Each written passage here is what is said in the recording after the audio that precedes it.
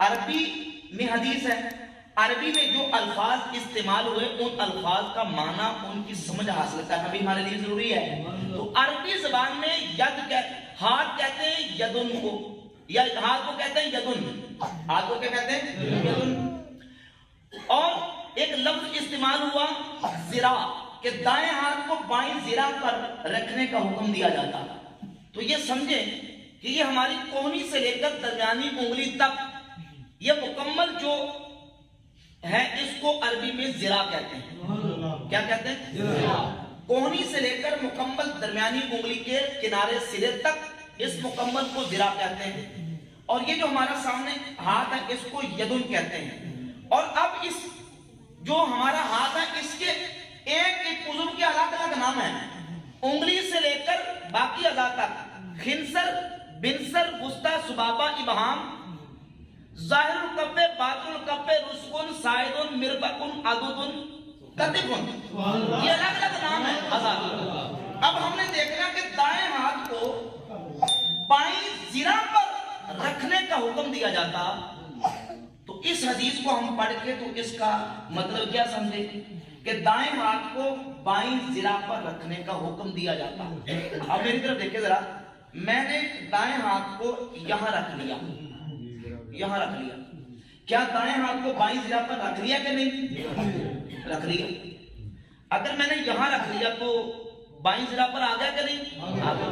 اور اگر یہاں رکھ لیا پھر بھی آ گیا، اور اگر یہاں رکھ لیا پھر بھی آ گیا۔ یہ پوری ذرا ہے، یہاں رکھے تو تب بھی ذرا، یہاں کہیں بھی رکھے تو ذرا ہے۔ اس کو کہتے ہیں مجمل۔ حدیث کے اندر ذرا کا لفظ مجمل ہے، اس میں ابہام ہے، مبہم ہے کہ دائیں ہاتھ کو بائیں ذرا کے کس پوائنٹ پر رکھنا ہے، کس پوائنٹ پر رکھنا ہے، اس حدیث میں اس کی تفصیل موجود ہے نہیں۔ اس کے لیے ہمیں دوسری حدیثوں کا سہارا لینا پڑے گا۔ دوسری حدیث کو ہم جب دیکھتے ہیں تو مسند احمد ابن حنبل میں یہی حدیث ہے حضرت سہل بن سعد اساجی رضی اللہ عنہ کی 22,342۔ اس میں لفظ ہے کان الناس یؤمرون ان یدعوا الجمنہ علی اليسری فی الصلاۃ، کہ لوگوں کو حکم دیا جاتا کہ دائیں ہاتھ کو بائیں ہاتھ پر رکھیں، نماز میں دائیں ہاتھ کو بائیں ہاتھ پر۔ بخاری 740 دائیں ہاتھ کو بائیں ذرا پر رکھیں، مسند احمد 22,342 دائیں ہاتھ کو بائیں ہاتھ پر رکھیں۔ سمجھے، دائیں ہاتھ کو بائیں ذرا پر، دائیں ہاتھ کو بائیں ہاتھ پر۔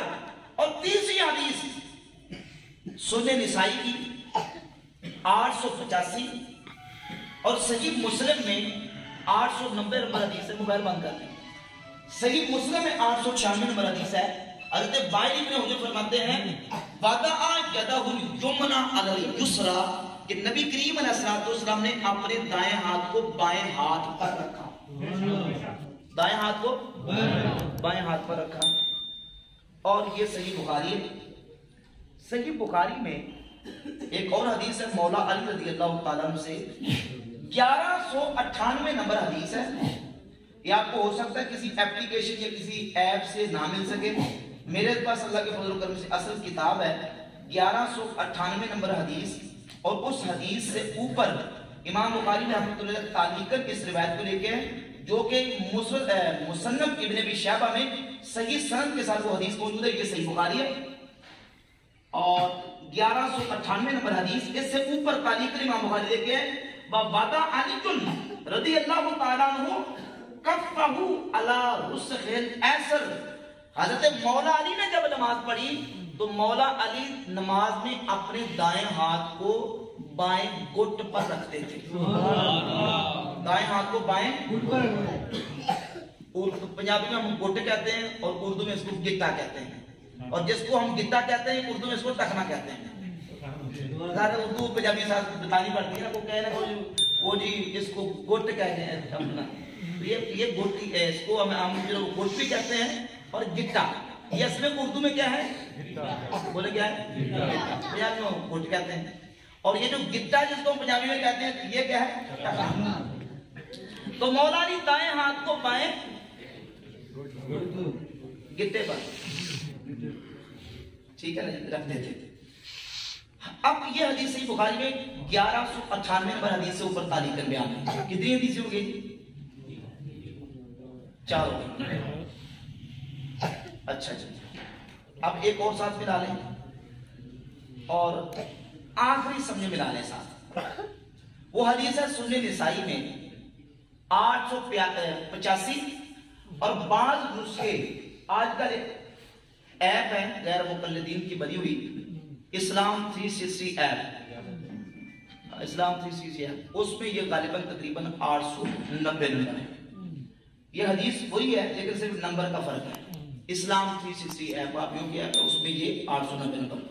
سیدنا وائل بن حجر رضی اللہ تعالیٰ فرماتے ہیں کہ میں نے نبی پاک صلی اللہ علیہ وآلہ وسلم کو دیکھا کہ حضور نے جب نماز میں اپنے ہاتھوں کو باندھا، وضع یدہ الیمنی علی کفہ الیسری والرسغ والساعد، تو نبی کریم علیہ السلام نے اپنے دائیں ہاتھ کو بائیں ہاتھ کی ہتھیلی کی پشت پر اور اس گدے پر اور اس کلائی پر رکھا، یعنی اس طرح رکھا کہ ہاتھ کا کچھ حصہ ہاتھ کی ہتھیلی کی پشت پر، کچھ حصہ گدے پر اور کچھ حصہ کلائی پر آیا۔ حضور نے اپنے ہاتھ کو دائیں ہاتھ کو بائیں ہاتھ پر اس طریقے سے رکھا۔ اور اس کے ساتھ ایک اور حدیث عبداللہ ابن عباس رضی اللہ تعالیٰ عنہ سے صحیح ابن حبان میں 1770 نمبر حدیث ہے۔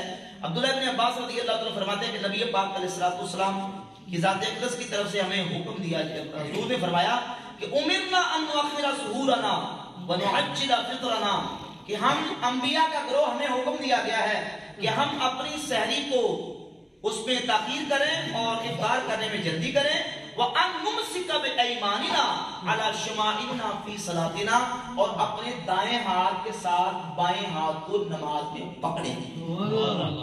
دائیں ہاتھ کے ساتھ بائیں ہاتھ کو نماز میں پکڑیں۔ تو حدیث میں پکڑنے کا ذکر بھی آیا، رکھنے کا ذکر بھی آیا، اور دائیں ہاتھ کو بائیں ہاتھ کے کس مقام، کس پوائنٹ اور کس موضوع اور جگہ پر رکھنا ہے، اس کی تفسیر اس اجمال کی بہام کی بھی حدیث میں ہو گئی۔ اب ان تمام احادیث کو ملا کے جب نتیجہ نکلتا ہے تو وہ نتیجہ یہ ہے کہ دائیں ہاتھ کو بائیں ہاتھ پر اس انداز سے رکھا جائے کہ ہاتھ کا کچھ حصہ یہ بائیں ہاتھ کی پشت پر، کچھ گدے پر اور کچھ کلائی پر اس انداز سے آ جائے، اور چگلی اور انگوٹھے کے ساتھ اس طرح ہلکا بھی بنا لے تاکہ رکھنا بھی پایا جائے اور پکڑنا بھی پایا جائے، رکھنا بھی پایا جائے اور اس انداز سے پکڑنا بھی پایا جائے اور رکھنا بھی پایا جائے۔ آپ مجھے ایمان سے بتائیں ان تمام احادیث کو سامنے رکھ کر ساری حدیثوں پر عمل ہوا کہ نہیں؟ توجہ کریں، ہوا کہ نہیں؟ یہ ہے امام اعظم ابو حنیفہ رحمۃ اللہ کا اصول و طریقہ کہ وہ ایک مسئلے پر تدوین بین الروایات دینے کے بعد جو عمل کی راہ ہے اس کو ہموار کرتے ہیں۔ اب جب ہم نے اپنے ہاتھوں کو اس انداز سے رکھ لیا، پکڑ لیا، اب یہاں توجہ کریں، یہاں داندلی کیا کی جاتی ہے، ڈنڈی کیا ماری جاتی ہے؟ ڈنڈی یہ ماری جاتی ہے کہ دائیں ہاتھ کو بائیں ذراع پر رکھنے کا حکم دیا جاتا اور دائیں ہاتھ کو پھر کوہنی کے اوپر رکھ لیا جاتا ہے۔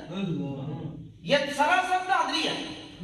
دنیا جہان میں پورا ذخیرہ احادیث آپ چھان مارے، آپ کو کوئی ضعیف حدیث بھی ایسی نہیں ملے گی کہ جس میں یہ ہو کہ دائیں ہاتھ کو کوہنی کے اوپر رکھنے کا حکم دیا۔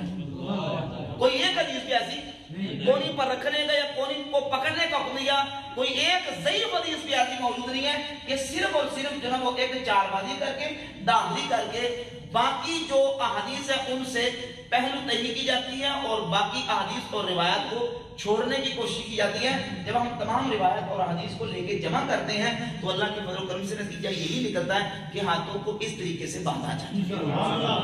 یہ جو طریقہ ہے یہ کسی حدیث کا طریقہ نہیں۔ کونی کے اوپر ہاتھ رکھنا اور کونی کو اس طریقے سے پکڑ لینا دنیا جہان کی کسی ذخیرہ حدیث میں کوئی حدیث موجود ہے۔ اچھا یہاں میں وضاحت کر دوں، یہ پتہ کیوں کیا جاتا ہے؟ یہ کیوں کیا جاتا ہے؟ یہ ایک مسئلہ سیدھا کرنے کے لیے کیا جاتا ہے۔ وہ مسئلہ آگے آنے والا ہے۔ یہ ایک مسئلے کو سیدھا کرنے کے لیے وہ مسئلہ ہے ہاتھوں کو رکھنے کا، کہ جب ہم نے ہاتھوں کو باندھ لیا، باندھنے کے بعد ہاتھوں کو رکھنا کہاں ہے، یہ مسئلہ پیش آ رہا ہے۔ اب اگر ہاتھوں کو اس طرح باندھ لیا تو پھر تو ظاہر یہاں رکھ لیں، یہاں رکھ لیں، جہاں نیچے ناف کے نیچے تک بھی ہاتھ آسانی سے پہنچ جائیں گے. تو یار انہوں نے کیا کہ طریقہ ہی وہ کر لو کہ جس طریقے سے ہاتھوں کو رکھنے کی جو نوبت ہے نا اس حدیث کو ہمیں تلاش کرنا ہی نہ پڑے. اس حدیث کی نوبت نہ آئی تو کہا کہ ہاتھ اس طرح باندھ لو تاکہ ہم لوگوں کو یہ چکر دے سکیں کہ بھئی آپ ہاتھ اگر اس طریقے سے باندھتے ہیں تو آٹومیٹک سینے پر آتے ہیں. ہاتھ آٹومیٹکلی سینے میں ہے. اگر آپ اس طریقے سے ہاتھ باندھ لیں تو آٹومیٹک بھئی آپ کے ہاتھ سینے پہ آتے ہیں. تو ایسے باندھے کیوں؟ اس لیے کہ ہم نے تمام حدیث کو دیکھنا ہے. اس طرح باندھنے کی کوئی حدیث ہے جو دائیں ہاتھ کو بائیں ذراع پر رکھنے کا حکم دیا جاتا ہے تو مسند احمد کی 22,342 میں کہ دائیں ہاتھ کو بائیں ہاتھ پر رکھنے کا حکم دیا گیا. وہی حدیث امام احمد رب لے کے اس میں دائیں ہاتھ کو بائیں ہاتھ پر ذکر ہے. اور صحیح مسلم میں سنن نسائی میں صحیح حدیث موجود ہے کہ حضرت مالک بن حجر رضی اللہ عنہ فرماتے ہیں کہ نبی پاک علیہ السلام کو میں نے دیکھا حضور نے اپنے دائیں ہاتھ کو بائیں ہاتھ کی ہتھیلی کی پشت پر گٹے پر اور ہتھیلی پر اور گٹے پر اور کلائی پر رکھا تھا. اور وہ حدیث جب اجمال کی تفسیر کی جائے مبہم کو واضح کیا جائے تو وہ طریقہ یہ بنتا ہے. جب طریقہ یہ بن گیا تو اب مسئلہ یہ ہے کہ ہم نے ہاتھوں کو رکھنا کہاں ہے. اس لیے ہمیں حدیث تلاش کرنی پڑے گی. اور یہ میرا چیلنج سن لیں آپ لکھ لیں اللہ کے فضل سے پکی بات الحمدللہ جو لفظ میں نے بولے وہ آپ نے یاد کرنے واسطے کہ یہ پوری سیاست جس کو کہتے ہیں کتب ستہ صحیح بخاری صحیح مسلم جامع ترمذی سنن ابی داؤد سنن نسائی سنن ابن ماجہ یہ حدیث کی 6 مشہور کتابیں ہیں. الحمدللہ کے فضل و کرم سے جتنی بھی حدیث کی کتابیں ہیں محدثین کی ہمارے اکابرین کو اس کو مانتے ہیں. ٹھیک ہے نا. یہ 6 حدیث کی کتابیں ان 6 کتابوں میں متصل سند کے ساتھ کہ کوئی صحابی بیان کرے کہ سنت طریقہ یہ ہے وہ صرف ایک طریقہ موجود ہے وہ ہے ناف کے نیچے ہاتھ باندھنے کا. صرف ایک روایت سنن ابی داؤد میں ہے منقطع مرسل روایت جس میں جو ہے نا وہ طاؤس صحابی والی روایت ہے اس میں صحابی کا ذکر موجود ہے نہیں. صحابی کا ذکر ہے جب صحابی کا ذکر نہیں ہے روایت منقطع ہے روایت مرسل ہے اور مرسل روایت تو ان لوگوں کیا حجت یعنی تابعی بیان کرتا ہے کہ رسول اللہ نے یہ عمل کیا صلی اللہ علیہ وسلم درمیان میں صحابی کا ذکر نہیں کرتا. اور ہمارے پاس اللہ کے فضل و کرم سے 2 روایتیں میں کہتا ہوں کوئی ضعیف حدیث جو متصل سند کے ساتھ ہو چاہے ضعیف بھی ہو ان 6 کتابوں میں کوئی مائی کا لال سینے پہ ہاتھ باندھنے والی حدیث پیش ہے.